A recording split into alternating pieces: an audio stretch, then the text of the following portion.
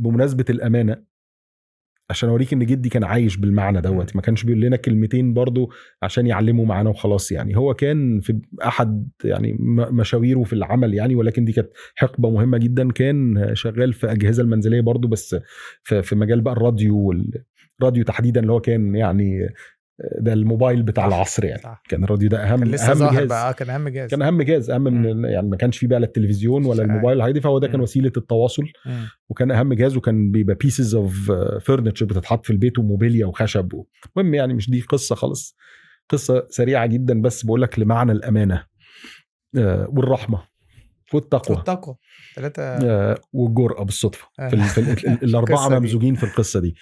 كان سمع وهو راجل بقول لك كان تاجر اجهزه منزليه كبير وعنده ريتيل ستورز، سمع عن تاجر راديو مشتري جايب شحنه كبيره من بره، انا مش فاكر البلد دلوقتي، وكان قايل لنا بالتفصيل وكان راجل دقيق جدا وبيحكي يعني.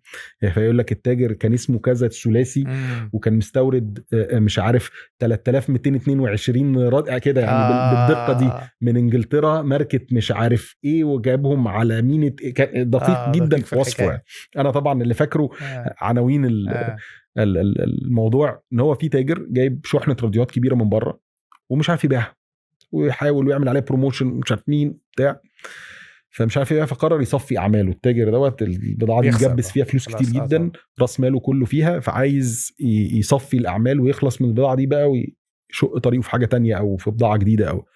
فجدي حس انها فيها فرصه، انا لو رحت وعايز ابص على البضاعه دي افهم ايه مشكلتها، ليه مش عارف يبيعها لغايه دلوقتي، وتبقى فرصه اخد اللوت ده على بعضه وانزل انا ابيعه واملى بيه بمحلاتي والقصه دي كلها. فهنا بقى هنشوف حته الجرأه، وبعدين بس الدرس الاساسي الامانه يعني. فراح قال للراجل ده انا انترستد ابص على الحاجه، دخل المخازن بص على الراديوهات، بيقول في لحظه عرفت هو ليه مش عارف يبيعها. هي حاجه دي طبعا ده فيجن، ده فيجن مرعب.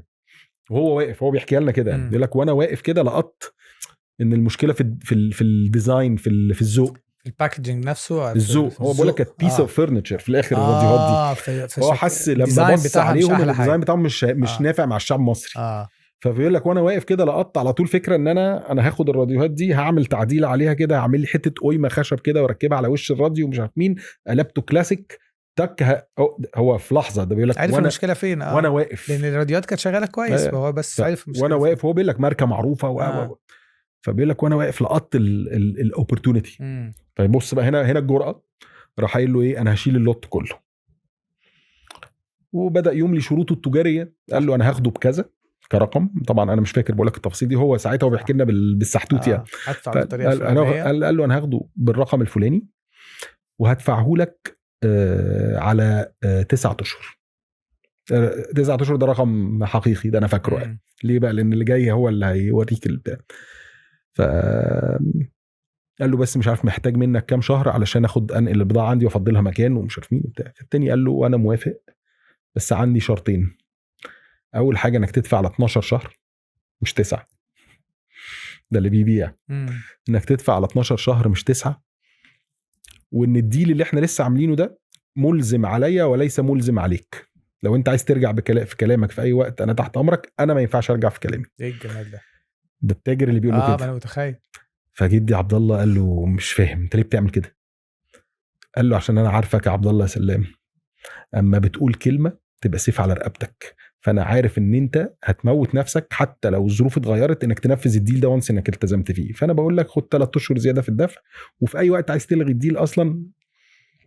فدي كانت سمعته، توصل ان كلمته سيف، امانه بقى. حته الامانه مش هقول لك كلمتين عشان اخلص الديل واخد واحرق سعر واعمل مش عارف مين واخده قبل التاجر الفلاني والحاجات دي كلها. وقال له اللي عنده، بس لانه كانت سمعته انه الكلمه ما دام طلعت من بقه خلاص بقت سيف، التاني عايز يديله براح في الحته دي. فاكتشلي السيناريو ده كله ما بين الراجلين دول تقوى وامانه وجرأه ورحمه كلهم في بعض.